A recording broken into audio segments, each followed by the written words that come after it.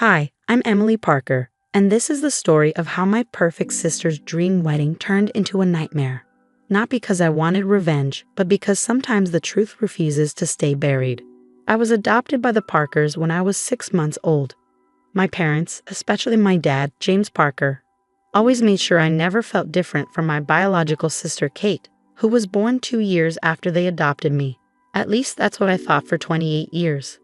Dad's company, Parker Innovation Labs, was his pride and joy, a small research and development firm that created custom solutions for manufacturing companies. I grew up watching him pour his heart into it, spending late nights in his home office reviewing projects and proposals. While Kate excelled in dance recitals and beauty pageants, I inherited Dad's passion for innovation. I spent my summers interning at the company, learning every aspect of the business. After getting my engineering degree, I joined full-time as a project manager. That was 8 years ago. Since then, I'd worked my way up to Chief Innovation Officer, helping transform our small family business into an industry leader worth over $100 million.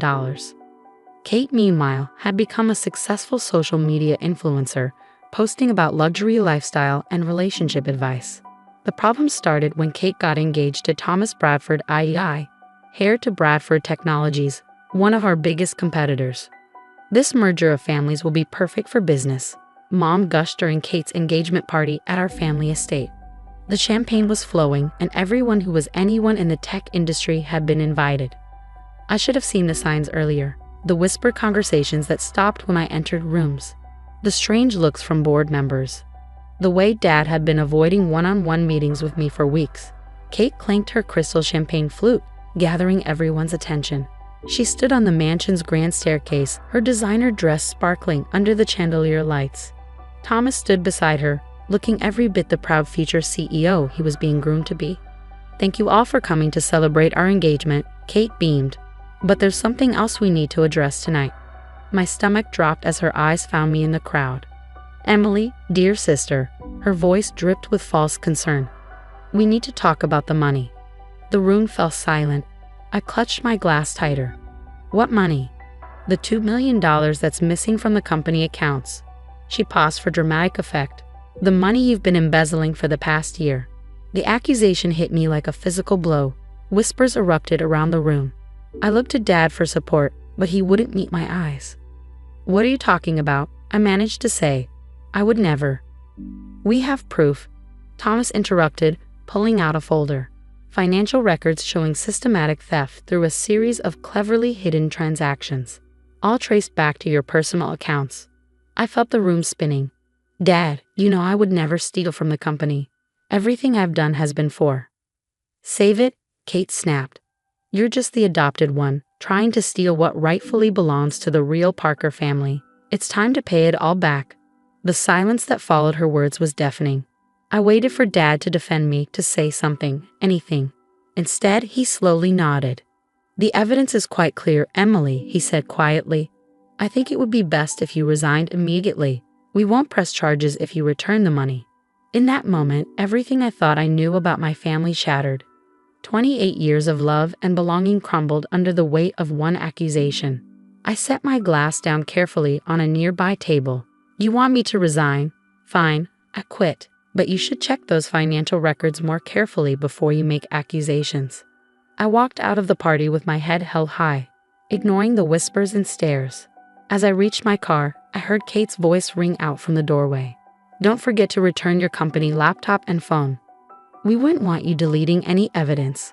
I smiled despite the tears threatening to fall. My sister had always been so focused on appearances that she never bothered to learn how the company actually worked. She had no idea that for the past 3 years, I'd been documenting everything. That night, as I sat in my home office, I began implementing the contingency plan I created but hoped never to use. Years of watching other family businesses implode had taught me to always be prepared for betrayal. I pulled out my personal laptop and accessed a secure server that Kate and Thomas didn't know existed. Every email, every transaction, every piece of evidence showing who had really been stealing from the company.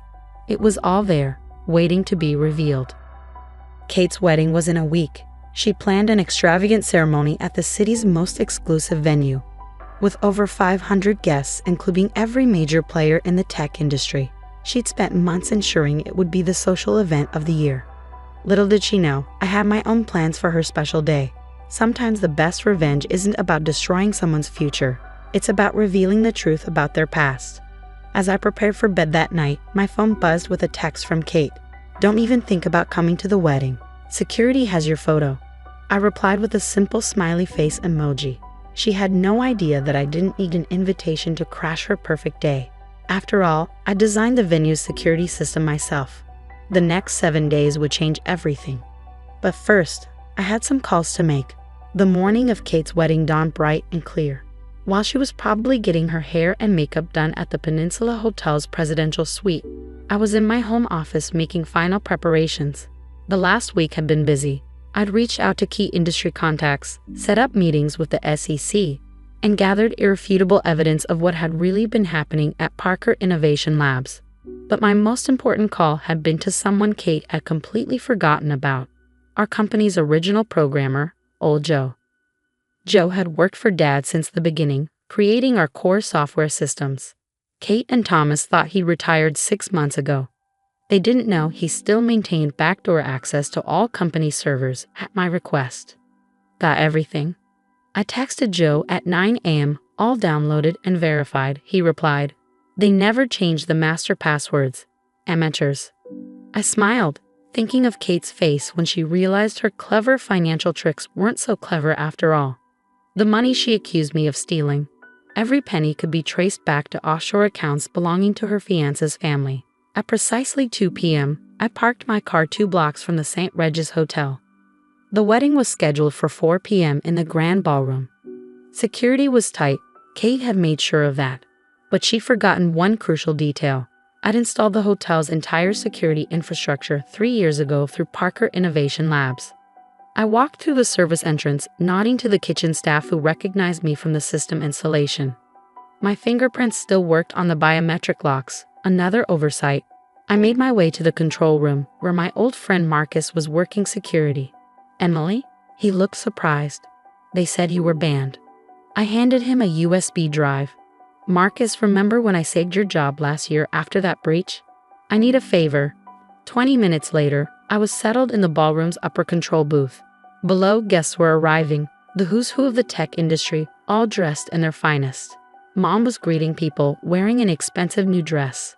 Dad stood with Thomas's parents, probably discussing the merger they'd announced yesterday. The merger that would save Bradford Technologies from bankruptcy, using Parker Innovation Labs' money. My money. The money Kate accused me of stealing. At 3:55 p.m., Kate made her entrance for photos. She looked stunning in her designer gown, beaming as cameras flashed. Thomas waited at the altar, looking every bit the proud groom. I waited until the ceremony began, until the minister asked if anyone had any objections. That's when I activated Joe's program. The ballroom's lights dimmed. The massive screens meant for wedding photos came to life. And there, in high definition, began playing a presentation I titled "The Truth About the Parker Family Fortune."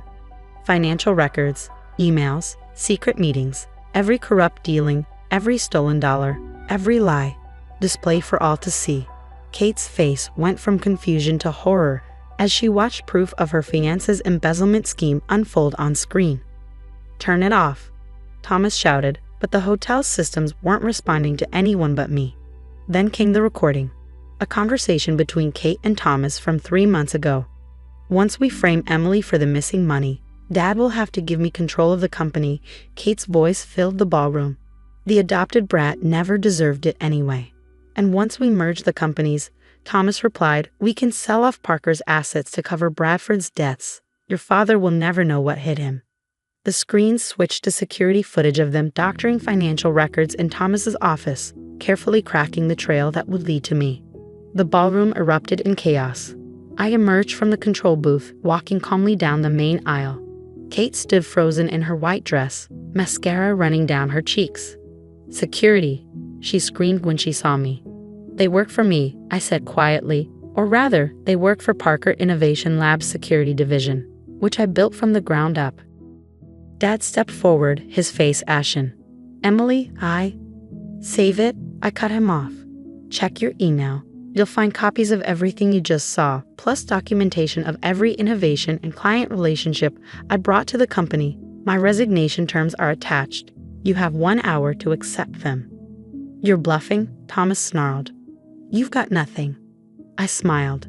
"The SEC disagrees. They're very interested in Bradford Technologies' creative accounting, as are your shareholders."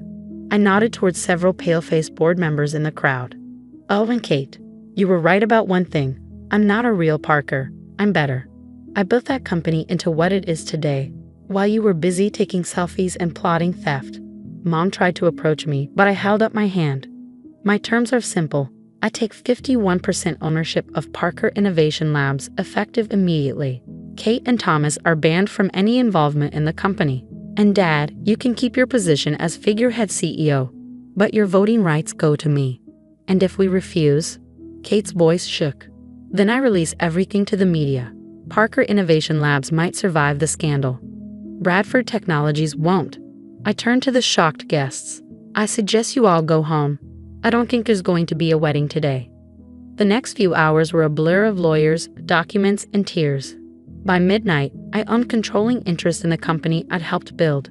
Bradford Technologies stock was in freefall, and Kate's perfect wedding had become the scandal of the year. 1 week later, I sat in my new office, formerly Dad's, reviewing acquisition proposals for what remained of Bradford Technologies. A knock at the door interrupted my work. It was Dad, looking older than I'd ever seen him. "I should have believed in you," he said quietly. "Yes, you should have. Can we ever fix this?" I thought about it. Maybe. Not as father and daughter, you lost that right at the engagement party. But as business partners, we'll see. You taught me my first lesson about innovation. Sometimes you have to tear something down completely before you can build it back better. He nodded sadly and left. I turned back to my window, looking out at the city skyline. My phone buzzed. A text from Kate. "I'm sorry. I was wrong about everything." I didn't reply. Some apologies come too late. They say success is the best revenge, but I disagree. The best revenge is forcing people to face their own lies. Kate wanted a wedding that everyone would remember. Well, she got her wish, just not in the way she planned. As for me, I'm still the same person who loves innovation and building things. The only difference is now everyone knows what I'm capable of, and no one will ever call me just the adopted one again.